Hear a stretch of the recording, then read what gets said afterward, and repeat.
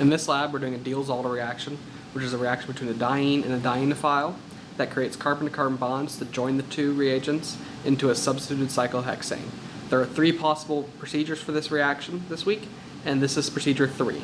In this procedure, we're doing a Diels Alder reaction between sorbic alcohol and malic anhydride.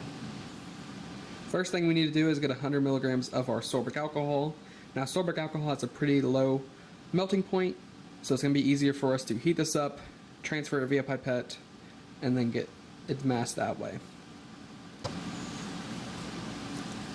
So we've heated up our sorbic alcohol, got some in liquid form, and then we need 100 milligrams of it, which won't be much, just a couple drops.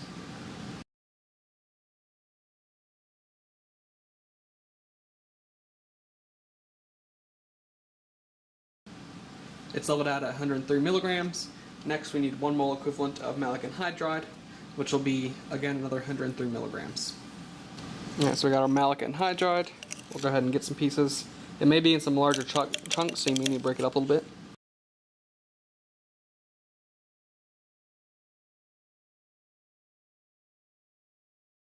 Alright, so we got pretty close. We'll let it settle down and get what it levels out at. Alright, so it's leveling out at 111 milligrams. Next, we're going to add a ml of toluene and get it refluxing. Now I have a ml of toluene, we'll add it to our test tube. Looks like the majority of it begins to dissolve. Next step, we'll get our sand bath set up and begin refluxing. Alright, so we got our test tube. I'm using the wooden stick that we're going to leave in there during the reflux to kind of help break up some of the solids that are left in the bottom, to help them dissolve a little bit better, but as we heat it up they should dissolve better. So now we're going to lower it into the sand. We'll heat up the sand, and once it starts refluxing we'll heat for about 5 minutes, and you'll notice it start refluxing as you start to get condensate on the sides.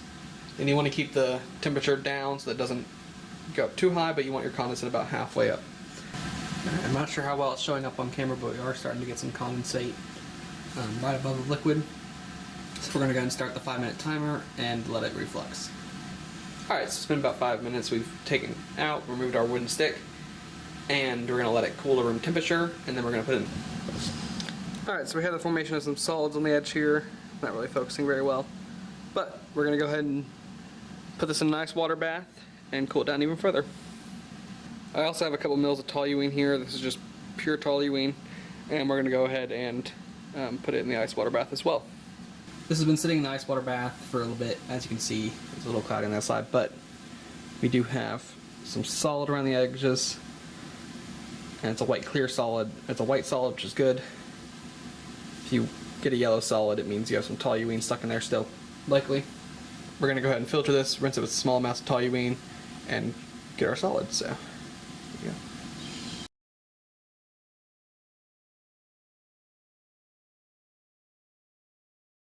So not a lot of our solid is coming off the side, so we're going to go ahead and try and scrape it off and get it into the filter paper.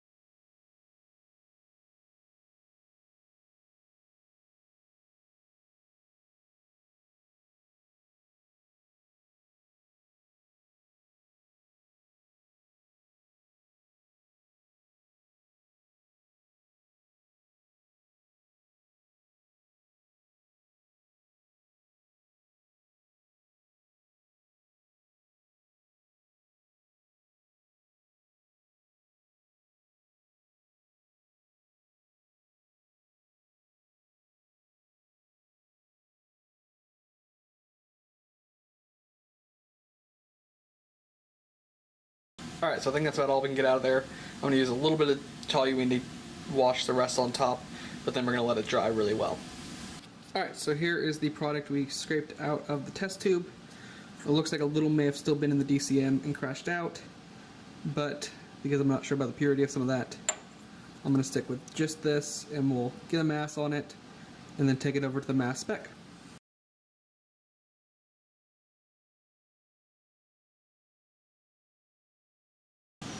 Alright, so we have about 96 milligrams. We'll go ahead and write that down.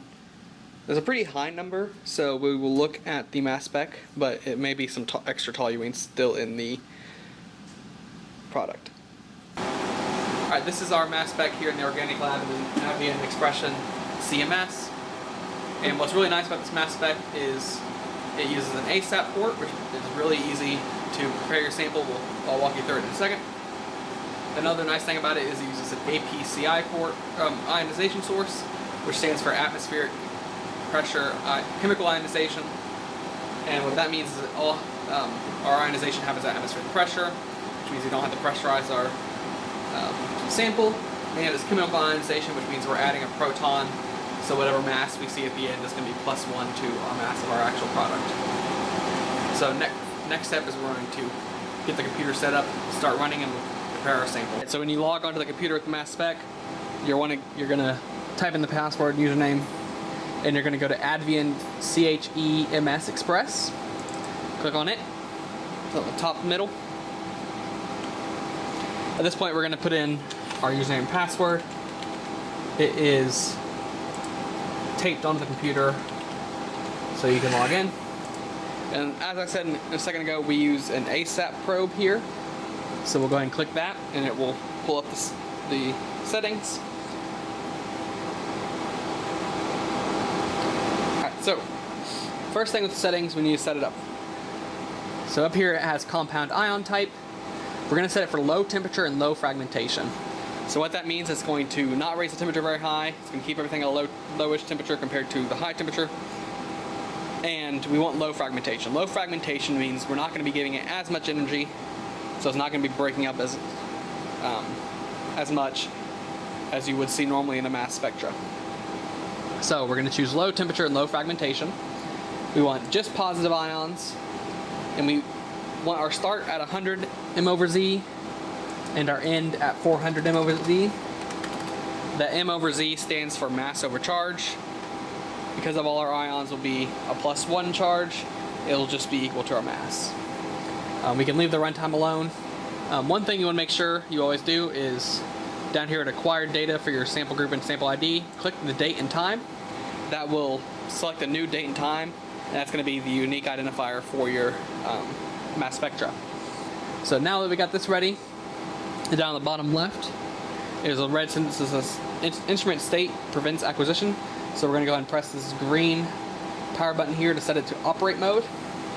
It will begin pushing the gas through, and then we can prepare our sample. So this is the setup you'll see in the organic lab. This is our ASAP probe. It has a button here on the end that you can click to extend and open up the end of it, and that's what's going to allow us to grab our capillaries. So you want to take one of these capillaries and say cap ASAP. They're open on one end, closed on the other. So you're going to take one out, trying to make sure not to touch the closed end if you can help it. And what we're going to do is put it into one of these slots here. So try and find one that doesn't have, some of them have broken pieces in the bottom. Try and find one that doesn't. You want to get it lined up so that it drops in all the way to the bottom. Let's try a different one. Alright, that one had something in it, so get it so it drops into the bottom, like that. We're then going to take our ASAP probe, press the button, push it all the way down till it stops, let go of the button, and now we have our capillary at the right distance to go into the instrument. First thing you want to do, wipe off your capillary tip, make sure there's nothing on there. Now we're going to add our sample. With mass spectra, it is a very, very sensitive technique, and so we only need a tiny, tiny amount. And by tiny amount, I mean if you can see it on the end of the capillary tube, that is too much. So what we're going to do is we're going to tap it and rub it against our sample. A couple different places, rub it around. against your sample, and then take a chem wipe and wipe it off. So now it should only be our sample in there. And like I said, take a look at it. If you can see anything on there, it's too much. Now we will get it ready to put it in the instrument. With this little stopper here will need to be taken out once you're ready to put your sample in. And you'll just put it in all the way through, but don't do it yet. Wait till it starts collecting, and then you'll put it in. Once you're ready to collect your sample, go ahead and click the blue play button. It's going to start collecting. On the left-hand side, we have our TIC graph, or total ion count. That's just giving us a raw number of how many things the detector is detecting at any given time. So this is mainly just useful to see when we have the spike, to see if there's a new substance hitting it, or a lot of a substance hitting it. On the right-hand side, we have our live spectra. It goes from 100 to 400 MZ, and MZ again is our mass over charge, and then intensity. So right now we're getting a bunch of crazy signals because that's what's in the air. Once we let it run for a little bit, which we'll go ahead and do, we're going to insert our sample. We'll put it in all the way until it stops going in, and we should see a big jump. Yep, there it is. Big jump. That big jump means we probably had a bit too much on there already. So we'll let that jump die out. If it's not dying out, that means you had way too much. But this one, we had a bit, but we didn't have too much. So we'll go ahead and let it die out, and then we'll remove it, let it run for a little bit to get anything out of the system, and then we will look at our spectra.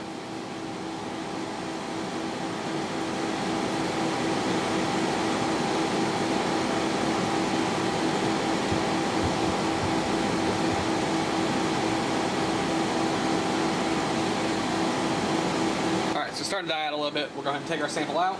We should see another drop in our TIC a little bit.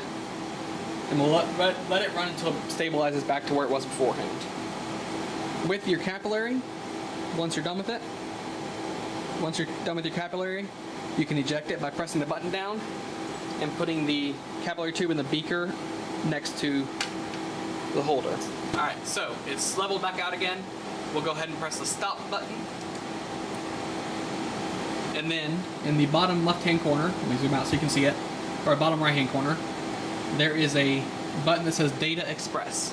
This is the software that's going to allow us to analyze our spectra. So we'll go ahead and open it in Data Express just by clicking.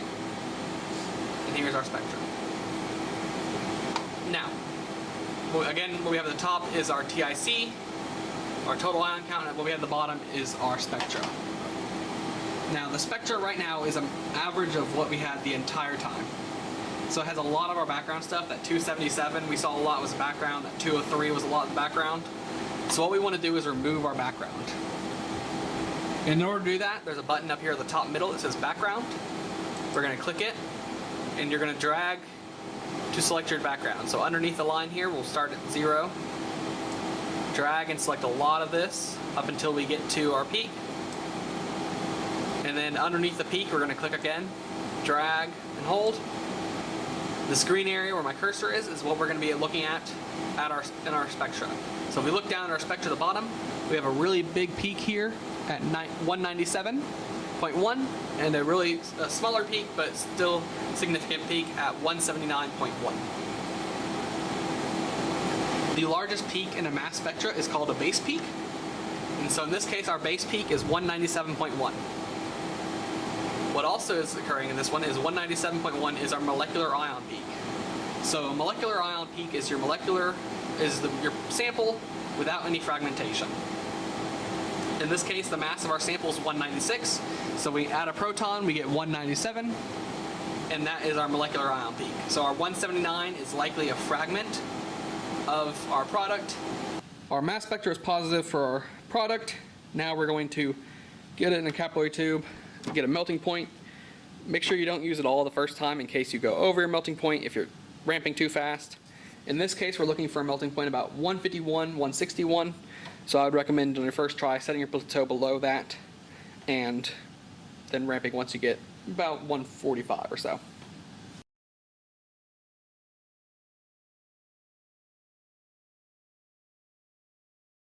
So in this experiment, you can often end up with a sticky product that has toluene stuck in it. As is shown here, this yellowish product. What you're looking for is a dry white solid. So that's what we end up with in this video. If you have the yellow solid, this will be in the lab and you can use this procedure to try and get the toluene out of it. If you're unsuccessful, you can still analyze it, but it won't be as ideal and you may get some weird numbers based off the toluene in there. What I would recommend is when you're doing your reflux to go slowly. Don't crank the heat up all the way right at the beginning. Raise the temperature slowly. You don't want a lot of bubbling. You just want a slight bubbling every once in a while maybe. But you really want it just to reflux for 5 minutes, take it off, and let it slowly cool to room temperature. Don't put it straight in the ice bath. Let it slowly cool to room temperature, then put it in the ice bath. That's going to get you your best recrystallization, ideally without any of the toluene getting stuck inside of it.